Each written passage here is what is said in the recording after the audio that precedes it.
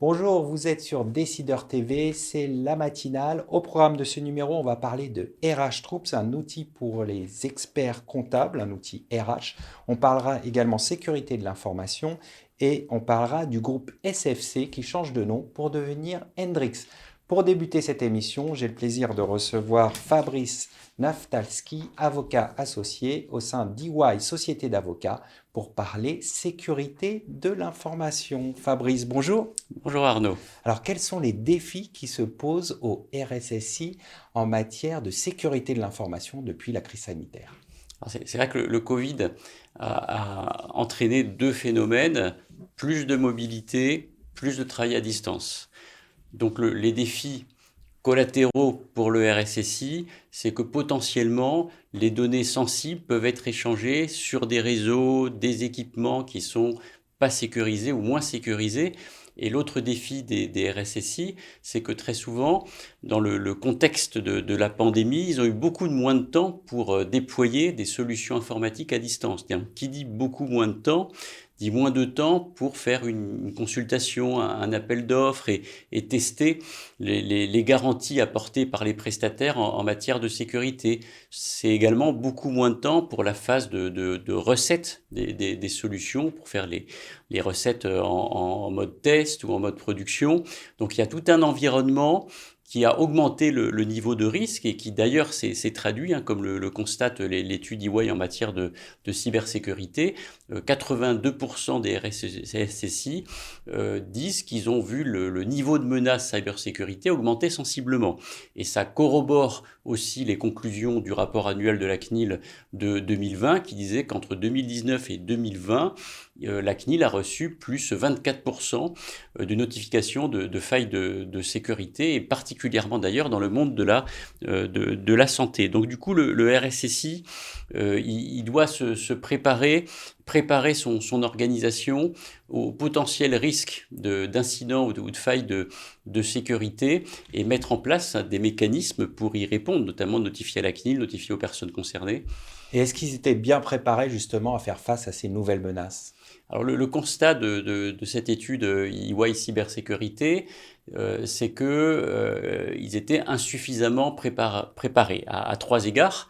Le premier égard, c'est le manque de budget. 42% des RSSI considèrent que, à l'aune du niveau de risque, ils disposent d'un budget insuffisant, et 39% indiquent qu'ils s'attendent à voir leur budget octroyé lorsqu'il y aura une violation grave en matière de cybersécurité. Le deuxième constat un peu surprenant, c'est que 4 sur 10 nous indiquent qu'ils n'ont pas forcément de bonnes relations avec les DRH et les directions marketing, qui sont quand même des gros consommateurs d'informatique, et que même parfois les directions commerciales vont essayer, non seulement vont pas les consulter, mais vont essayer de les contourner afin d'accélérer donc l'accès au marché avec les clients. Puis un troisième constat majeur, c'est les difficultés à gérer le niveau de contraintes réglementaires. Comment justement vous expliquez cette crainte de la conformité réglementaire?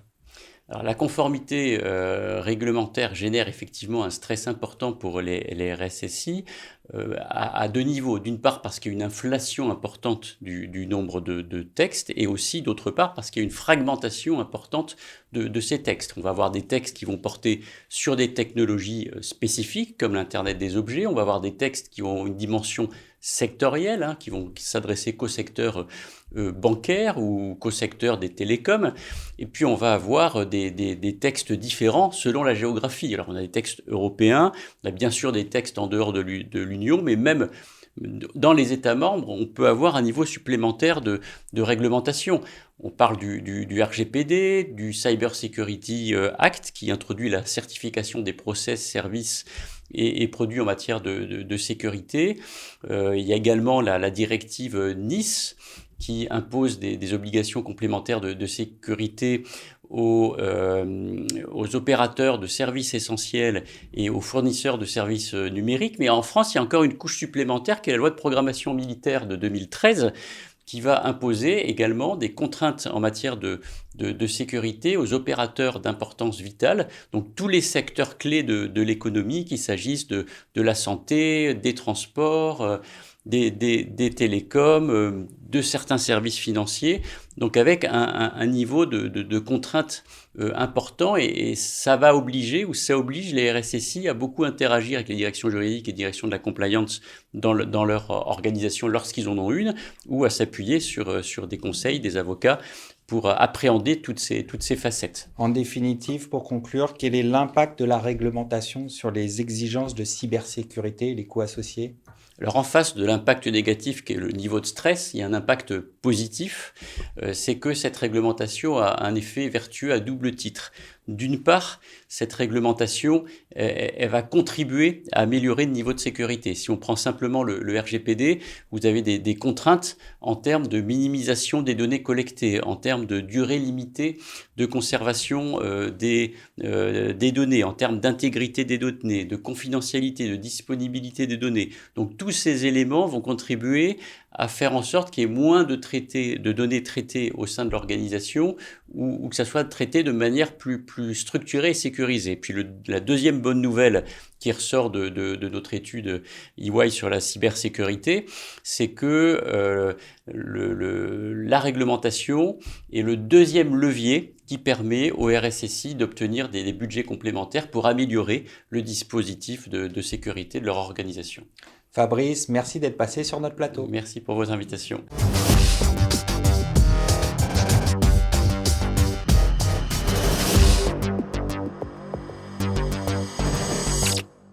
Vous êtes toujours dans la matinale du Monde du Chiffre. Je suis en compagnie d'Émilie Le Goff, CEO de RH Troops. Émilie, bonjour. Bonjour. Pouvez-vous nous présenter RH Troops ? Alors, RH Troops, c'est un logiciel à destination des experts comptables qui permet en fait de faire tous les contrats de travail de manière digitalisée, et tous les salariés donc finaux de leurs clients peuvent mettre leur papier d'identité, les mettre à jour, les adresses, demander des acomptes par exemple. Donc tout est en live, et c'est un logiciel en marque blanche. Donc ça permet vraiment de digitaliser les cabinets d'experts comptables comme c'est eux qui l'avaient fait. Quelles sont les fonctionnalités ? Donc effectivement, on est surtout essentiellement sur les contrats de travail. On peut mettre la paye, on peut gérer toutes les demandes, parce que parfois quand il y a des prélèvements sur salaire pour la famille, donc savoir le nombre d'enfants qu'on a, l'âge, pour pouvoir gérer la mutuelle aussi, tout en automatique. Donc on est relié à une mutuelle notamment, avec Malakoff Humanis pour la citer. Donc ça permet vraiment en fait de faire aujourd'hui des contrats de travail en quelques minutes, de pas faire d'erreurs surtout, parce que toutes les conventions collectives sont préenregistrées. Et souvent, on fait un peu des copier-coller, on laisse passer des choses, et puis ça peut avoir des conséquences un peu tard. Et c'est vrai que l'objectif final, nous, on a démarré sur l'intérim. Donc, Troops, c'est un logiciel qui est utilisé par les groupes d'intérim initialement. On va gérer les freelances aussi. Et l'idée, c'est d'avoir un outil global de données et puis de gestion des ressources humaines de l'entreprise aujourd'hui, qui ne sont plus que des CDD et des CDI. Maintenant, voilà, il y a d'autres collaborateurs sous d'autres formes. Et parfois, c'était pas forcément dans les mêmes cases, en tout cas au niveau des experts comptables, c'était plutôt du côté fournisseur. Et là, ça permet vraiment d'avoir un outil de pilotage pour toutes les ressources humaines des clients, des experts comptables. Quelle est la plus-value pour les experts comptables ? Alors eux, essentiellement, alors déjà c'est un gain de temps, puisqu'on a fait quand même des calculs, et on gagne jusqu'à 41% de temps passé pour faire un contrat de travail et tout ce qui va avec, comme je le citais, la mutuelle, etc. Donc forcément, on peut faire plus de choses et donc gagner en rentabilité. Ça permet aussi d'avoir une visibilité digitale, puisque c'est un outil, encore une fois, qui est en marque blanche, donc qui met à leur idée donc, de pouvoir montrer qu'on avance là-dessus, et puis potentiellement de pouvoir faire payer l'outil, il n'y a aucun souci, à leurs clients, en disant que c'est un outil effectivement qui leur permet de gagner du temps eux aussi. La personne dans l'entreprise n'a plus besoin d'aller chercher les papiers d'identité, la carte de sécu, tous les salariés le mettent directement sur l'application. Et puis à terme, c'est surtout la data qui est vraiment qui va être pour moi, je pense, le point d'ancrage des experts comptables à terme, parce que ça va vraiment permettre d'avoir cet outil-là et d'avoir en temps réel tout ce qui se passe sur tout ce qui concerne les ressources humaines, quoi. Que ça soit des salaires ou des factures, en fait, finalement. Évoquons maintenant les perspectives de développement. Quelles sont-elles ? Alors, on démarre au niveau des experts comptables. Comme je le disais, on l'a démarré donc sur l'intérim. Aujourd'hui, on a plusieurs groupes d'intérim, et des très grands d'ailleurs, qui utilisent Troops en marque blanche. On fait 3 milliards de volume d'affaires sur la plateforme à peu près.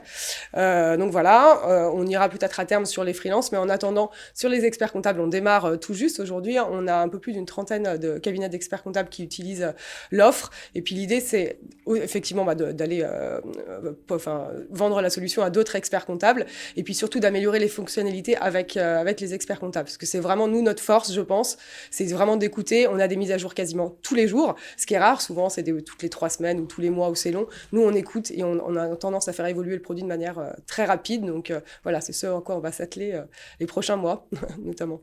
Émilie Le Goff, merci d'être passée sur notre plateau. Merci à vous.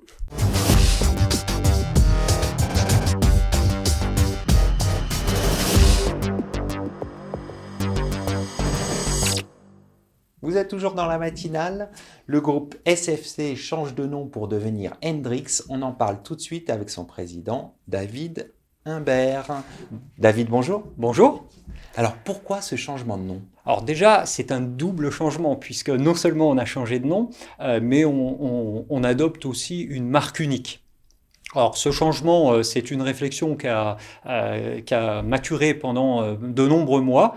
L'idée, c'était qu'on était quand même à un croisement aujourd'hui important, après des années de forte croissance, puisqu'en une dizaine d'années, on a à peu près multiplié le chiffre d'affaires par 4. Les effectifs, sensiblement la même chose, passant d'un peu moins de 100 personnes à plus de 400 personnes. Donc c'était nécessaire à un moment donné de à la fois insuffler un souffle nouveau, de redonner une bannière commune à toutes nos équipes, et puis aussi une notion de visibilité un peu plus grande sur notre écosystème, où finalement on avait un nom qui faisait très comptable, très banalisé. Donc l'idée, c'était d'envoyer quand même un signal à tout notre écosystème. Et puis aussi, parce que c'est une de nos problématiques, d'affirmer une marque employeur beaucoup plus forte, peut-être plus dans l'air du temps que les consonances des métiers du chiffre. Un mot peut-être sur l'historique du groupe ?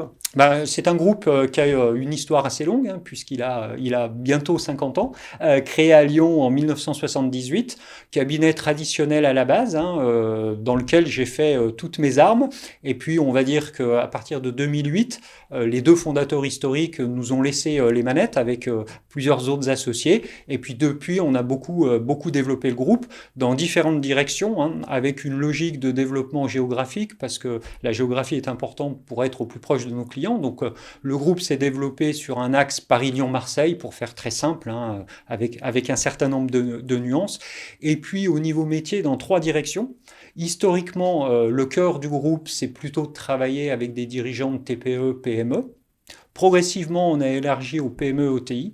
Et puis, depuis 10 ans, on apporte une attention toute particulière à étendre nos métiers au-delà de nos métiers réglementaires, historiques, que sont l'expertise comptable, l'audit. Donc, on a développé le social, le juridique, la gestion de patrimoine, le recrutement, la recherche de financement, et puis plus récemment, des métiers auxquels on croit beaucoup, tout ce qui va tourner autour de la RSE, par exemple. Vous avez parlé du juridique, l'interprofessionnalité, c'est quelque chose que vous regardez ? C'est quelque chose qu'on a enclenché, c'est plutôt récent. On est en cours de création de cabinet d'avocats, on a déjà recruté des avocats. La voie qu'on a prise par rapport à un certain nombre de confrères, c'est pas de reprendre un cabinet existant, c'est plutôt d'attirer à nous des individualités et de construire avec eux un projet commun. Donc aujourd'hui, on a 2 avocats, un 3e nous rejoint début janvier, donc on a commencé l'interprofessionnalité. Sous l'angle de la profession d'avocat, pour le moment, on n'est pas sur les autres métiers du droit.